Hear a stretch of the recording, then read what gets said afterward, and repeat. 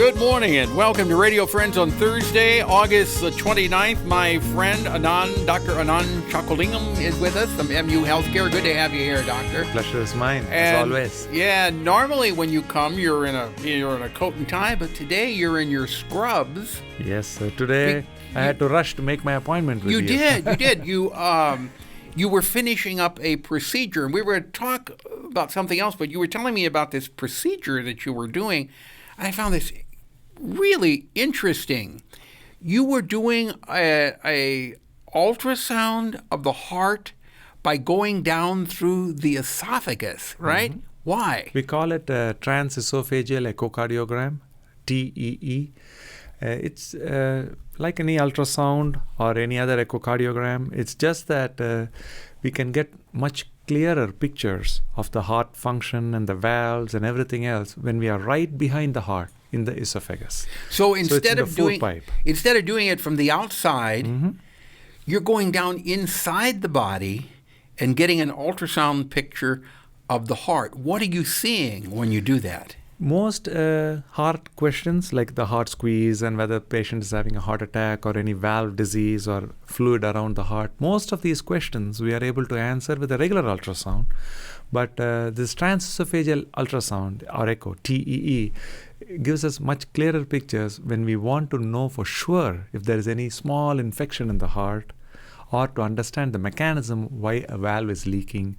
And today, the reason I had to do it was in a patient who was admitted to our hospital after suffering from a small stroke.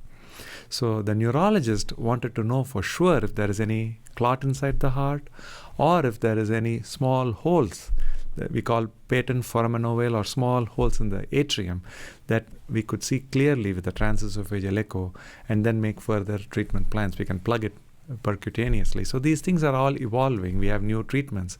So to get a better picture of the heart and make sure it's not contributing to the brain symptoms, we wanted to do this. So did everything come out okay? Oh yeah, it went okay. It took a little longer sometimes. Yes.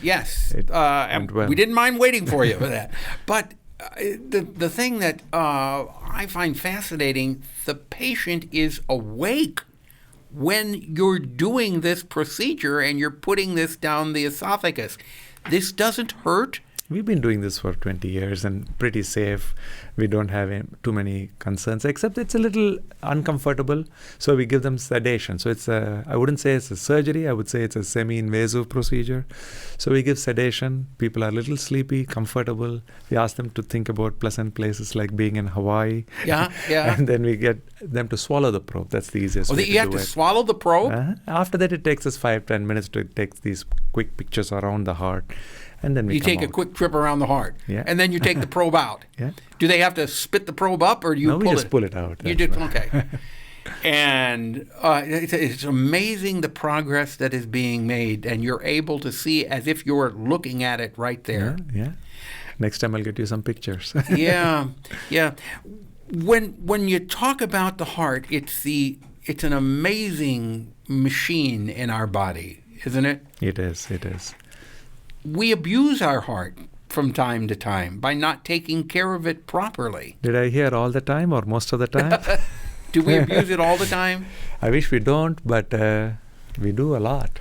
We take it for granted because the heart has been pumping for us from before the time we are born until our last breath.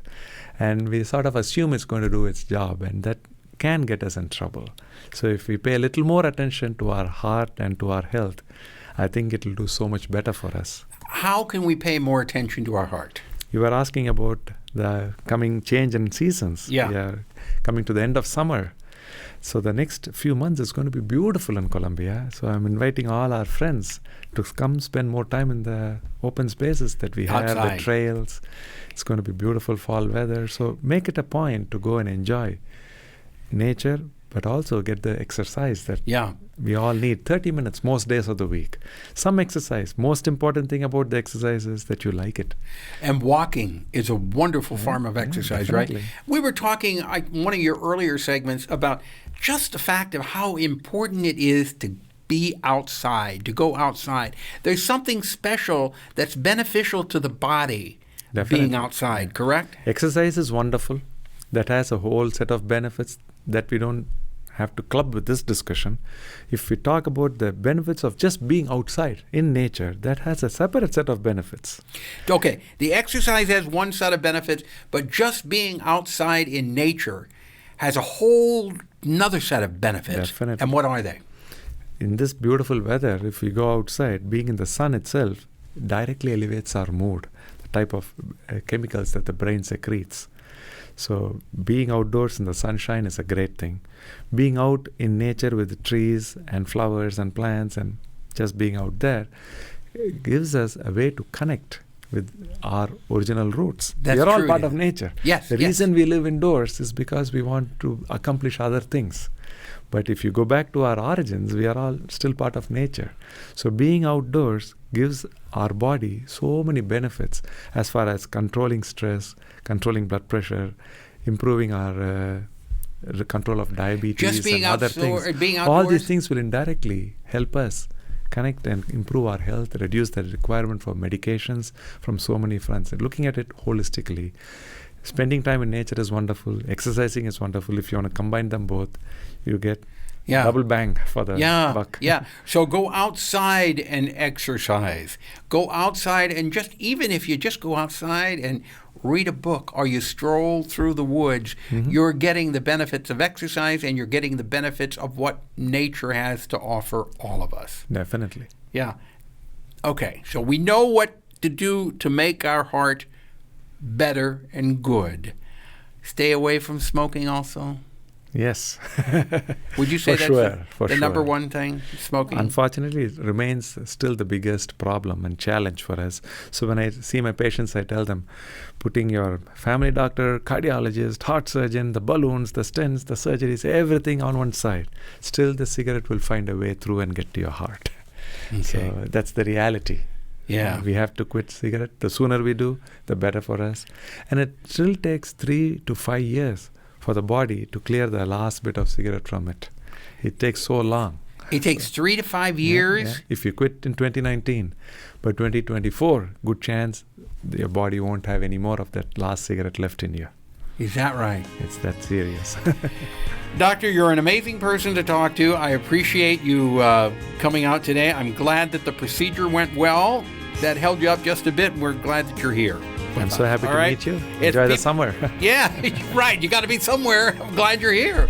If you want more information, you can go to muhealth.org. Dr. Anand Chockalingam. Come back again, will you? Thank you. We're out of time for today. Pepper P, Missouri.edu. Like something here or see. Bye-bye.